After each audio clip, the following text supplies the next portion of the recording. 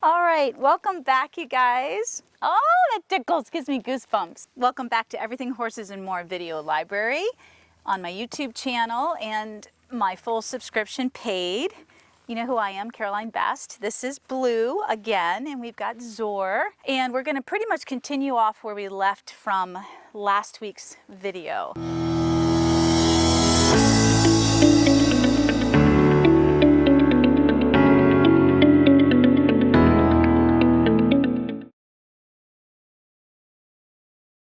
So this whole month we are dedicating videos to getting to know your horse, and this is part 3, the 3rd week. And we're going to be focusing on feeling safe and comfortable for our horses feeling safe and comfortable while learning, because this is the key to building trust. I think a lot of people think trust building is maybe something different, or perhaps it's a little bit of everything. You know, your bond is part of trust building, the time you spend having routines and rituals, all of those things. But the core to building trust, the core, come on guys, both of you, be more mindful of me, okay? Thank you.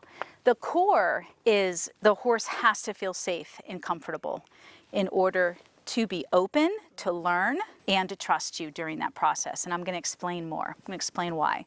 So when working with horses, and here's a quote from Dorrance again. When working with horses, our job is not to prepare our horse for something. Our job is to help them learn to prepare themselves for anything. Dorrance. That's pretty profound, isn't it? So an example of our job is not to prepare our horses for something. An example of that, of preparing our horses for something, is our typical desensitizing tactics that we're taught. It's the easiest thing I can think of.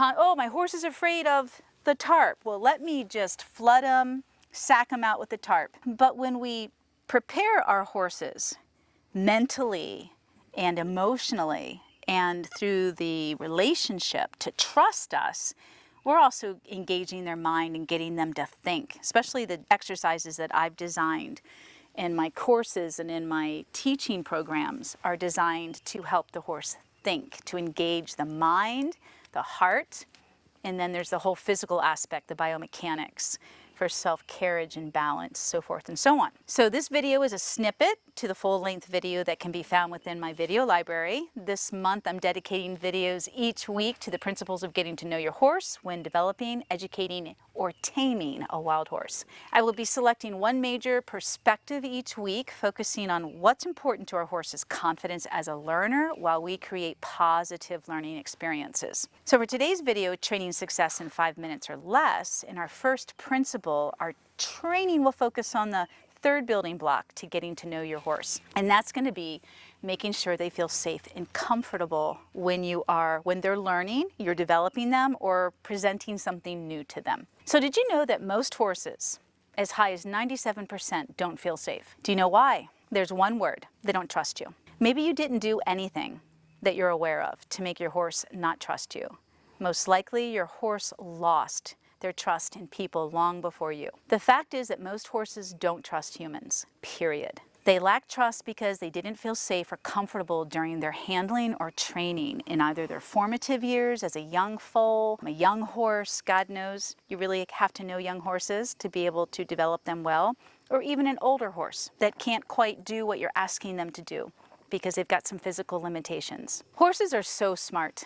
They learn fast and they also don't forget a thing. However, what they choose to learn can be a problem. See, horses instinctively search for the easiest path of least resistance. They are hardwired to seek harmony and avoid confrontation. So they're hardwired to seek harmony and avoid confrontation. When you study wild horses like I have, and I've worked with one, it's just amazing, you guys. They're not spooky, they're not afraid of anything, they're just leery, very smart. And so when a wild horse freezes, they freeze because they're taking in everything and they're thinking about their situation.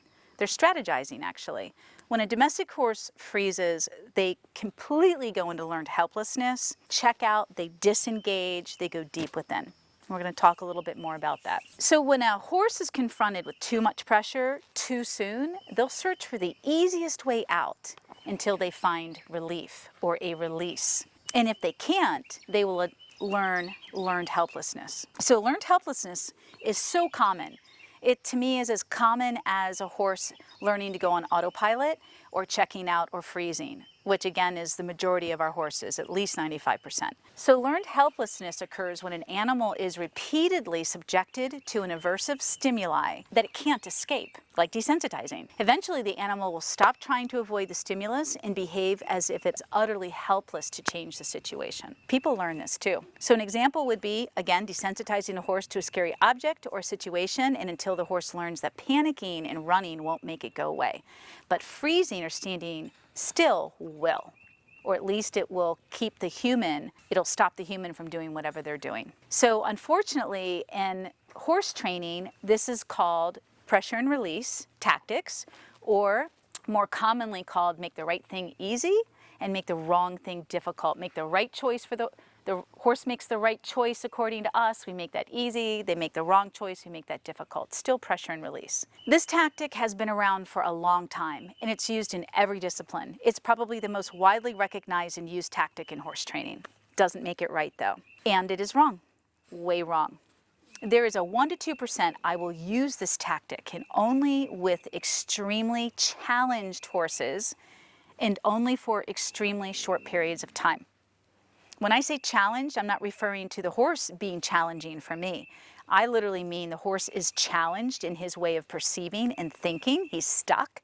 He needs a huge breakthrough, and I need to change his perception and his thoughts. I need to change it so he can see a better way. He can see the better way that I'm showing him. That's what I call a breakthrough. So 95% of our horses learned helplessness. It shows up in their ability to check out mentally, disengage, and go on autopilot, a state or condition in which activity or behavior is regulated automatically in a predetermined or instinctive manner, doing his job on autopilot. So again, we're taught this. We are taught to teach and reward this mental state, the state of being in our horses. Training at that point is all about teaching the horse to submit, be more obedient, don't have a voice, do what I say, and we create push button autopilot horses, especially for competition. So how do we prevent our horses from learned helplessness during teaching, training, and sensitizing, especially when that's the predominant method or tactic out there, even when it is called natural horsemanship? You have to really train yourself or your eye to what's really going on, no matter what people call it. What's really going on? What do you really see going on? And how does the horse show up? To me, it's really clear. The horse never lies. So if your horse is stressed out, it's not working. Now, I'm not talking about that 1 to 2% where the horse is so challenged, I know how to push and help them work through and change. We're talking about the rest of the horses out there and the rest of you guys that don't do this professionally. You've got to be really careful to pay close attention to your horse when they're getting stressed during whatever you're teaching them, whatever learning moment it is, because that is a defining moment when you're gonna make or break it for them. And it's so easy for us as predators, as well as how we've been taught with our horsemanship, to just keep pushing these horses. Just keep pushing and pushing and pushing. And they're so super smart and sensitive. They just shut down so quickly. Now you will get the horses that fight, and of course you get the horses that go into flight mode. But predominantly they choose the freeze mode. And we are taught that, oh, the horse is quiet and calm. Not so. So most importantly, how do we help our horses trust us and remain open to learning and thus become confident learners? So as Tom Dorrance said, when working with horses, our job is not to prepare our horse for something. We're not here to bomb-proof them. They're smarter than that, you guys. We are here, our job is to help them learn to prepare themselves for anything. And like I said earlier in this video, how do you help your horse prepare mentally and emotionally for anything? There's a lot of ingredients, you guys. Today I'm specifically gonna be working with Blue again, teaching him how to pony. There's a level of discipline and structure, and he's got to stay connected, and he's got to be paying attention to me. And then we're going to be crossing over the tarp today, which he avoided in the last video. So I'm going to break down how I help Blue become confident, how I work with Blue in a way that I don't lose his level of safety. You want to push him out of his comfort a little bit, but you don't want to blow his mind. And therefore he developed so much more trust in me. Just from the last video, we captured, I think Sabrina, you captured me walking the two boys up while I was dragging the tarp. And I heard a couple of, Blue held his breath a couple of times, gave one snort, but he was fine, brought them both in and dragged the tarp over here. So he's getting better all the time just because of these small, quiet nuances that I'm including in all of these videos for you guys. Really taking the time always to consider the horse and what's in his best interest, not yours, to get it done. So I'm going to show you how you can really help your horse feel safe and comfortable in a scary situation. And it's not by being calm yourself. If the horse is in a chaotic situation and he doesn't know how to self-regulate or trust you to help him feel safe, it is not going to work no matter how quiet or calm you are. So you've got to have a lot of the building blocks. And that's why I'm setting up these videos as building blocks too. Hi, Sabroso. Aw. Okay. I'm going to leave you with this before I get on my big steed. I'm doing this every week. I want to leave you with the mantra, make every moment with your horse purposeful and teachable. And don't forget, I'm going to ask you right now, what can you take away from this video? My demonstration with Zor and Blue. What can you take away from this video that you can apply or teach your horse in 5 minutes or less? What can you do? So pay attention, take notes, rewind. And if you're a subscriber or a member of my video library, you get to see the full video, 20 to 30 minutes long. All right. You should show Sabroso. It's so cute. Hi, Bro. Usually we have an audience. All right, my dear. Preferably, always when I'm starting horses and starting students, we always want a long lunge whip. When we advance and refine what we're doing, our whips can get smaller, shorter, until we don't even need one. But this is going to be an extension of me. It's a hug for Blue. And plus I'll be able to get back there when he's way pulling behind me. I'm able to, drive his hindquarters forward, and then I can offer support by hugging him, as I call it, an extension of my energy and my heart chakra. So it's a very effective tool. I wouldn't recommend working with anything smaller or shorter right now. And so for those of you that complain, you got to see this. It's all tangled up. For those of you that complain, I'm so clumsy with all this equipment, get over it. All right, lunge whip is a powerful tool, positive, powerful tool, not to mention when you are developing a horse's movement, self-carriage, collection, balance, all of that. You need this beautiful tool to help guide the body. Guide the body. You're not teaching.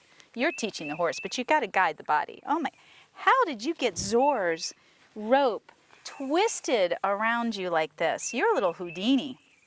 So I'm going to ask Zor to pick me up off the round pen panel again. And last week's video, I was working with Blue above his head. I'm not going to spend any time doing that. I'm just going to get on Biggie here, Mr. Zor, grab Blue, and proceed to teach Blue more about ponying. This is a great exercise for a million reasons, but for this young horse, it's all about focus and discipline. Discipline is focus and listening to me and following instructions. We're going to do a little review with Blue, and the biggest thing is keep your eye on Blue's eye. Train your eye to learn how to read your horse. And so I'm going to ask Blue to come on up here while Zor's nice and quiet. Come. Good boy. And it's got to be a certain way. It's got to be right next to me. And again, like I said last week, Blue's head shouldn't be in front of my knee. Should not. Good boy. Excellent. And Zor will help me with that. So this is your opportunity to work big time in this blind spot. And this is great for rehabbing horses that are afraid of you being here. This is your typical 3-year-old mind. That's okay. Not a big deal. So you see how nice and relaxed Blue's eye is. He's licking and chewing. He's messing around with stuff. I mean, he's not concerned. I like that. I don't want him to be concerned. I do want him to be focused when we're ready to focus. Does that make sense? There's such a fine line. He's got to stay with me. This is a huge deal of discipline because it's training his mind to stay connected and present. There's a level of obedience with all of that. Good. We turn, he turns. Come on, Big. Yep. Come on. We're going to work with the other side. Good. and stop. Good. And back up. And I'm keeping an eye on blue. Nope, nope, nope, nope. Yep, yep, yep. Rhythm, rhythm, yep. Meaning I could see that his right eye was checking in with me. This is just his second day. We didn't do a whole lot of it in the last video either. So he's still learning. You could just do 15 minutes of this. You could do 5 minutes of this and just do it every day.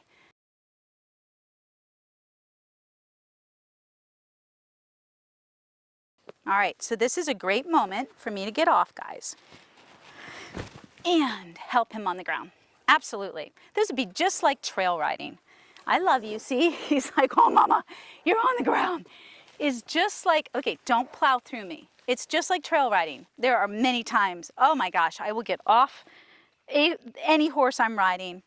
Wow, we have 2 more videos for the month of April, and we will continue the exact same exercise with different principles and building blocks, and hopefully we'll see more progress.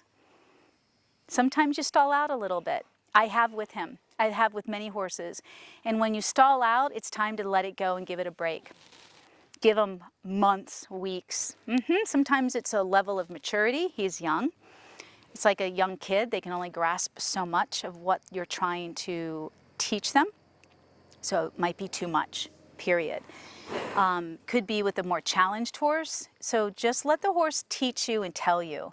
And so if we come back to this, which we will next week and the week after, and by, the last week in April, he's not any better, leave it alone. We've gotten this good compared to 2 years ago because I left it alone for 6 months, 8 months, 9 months, okay? Leave it alone. Let him sit with it for a while. Let him think about it. Let him, don't put, the pressure kills everything. Pressure kills everything. Kills the spirit, kills the learning. Thank you, Zor. We know how awesome you are. Yes, you are awesome. You are so awesome, young man. Are you done kicking? Are you done kicking, handsome? All right, guys, pick. There's so many teachable moments in here and learning moments. Pick, what you can do out of, there's many things you could do in 5 minutes or less, okay? But just make sure it works for your horse, no matter what you choose to work on in this video. Thanks. May you always be one with your horse, and I'll see you next week.